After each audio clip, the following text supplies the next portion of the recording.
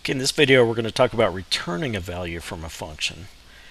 So let's define a function called SumItems, which will sum up the elements in a list, assuming that the list contains numbers.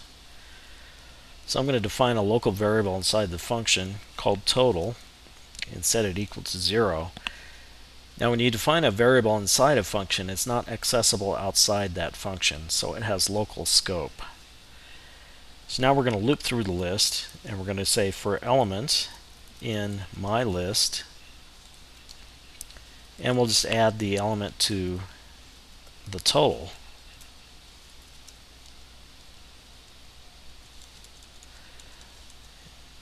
And so we'll come back here.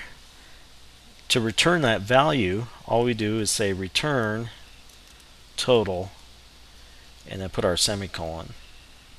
So now we can go ahead and call that. So let's create an array, call it scores, and we'll just put some numbers in there.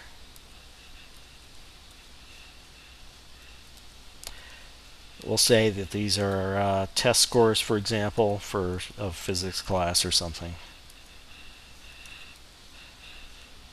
Hopefully it's out of 40 points.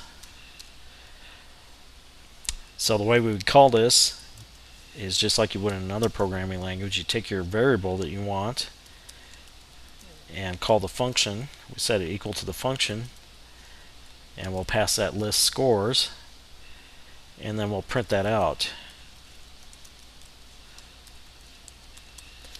Alright, so we'll go ahead and run that, and it tells us the total is 234. Now the nice thing about this is that we can return multiple values, which is a really cool feature of Python. So what I'm going to do is I'm going to add another value to return. So I'm going to create a variable inside the function called average. First of all, let's get the number of items in the array, so or the list. I'm going to say count is length of my list, and then we'll say average is equal to total divided by count,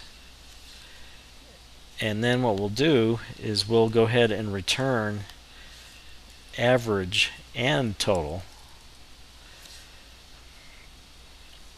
So what we can do out here is I'm going to create another variable, and you just separate them by commas. So however many return values you have, just separate them by commas, and then put your equal sign. So we can come down here and we can say print average score was AVG. So when we run that, and it calculated the average was 26. So that's what the syntax you use. You separate your return variables by commas, and then use the equal sign equal to the function name. And then in your return, you can also enclose these in parentheses if you want, but you don't have to, as you can see. You just separate your return values by commas in there as well.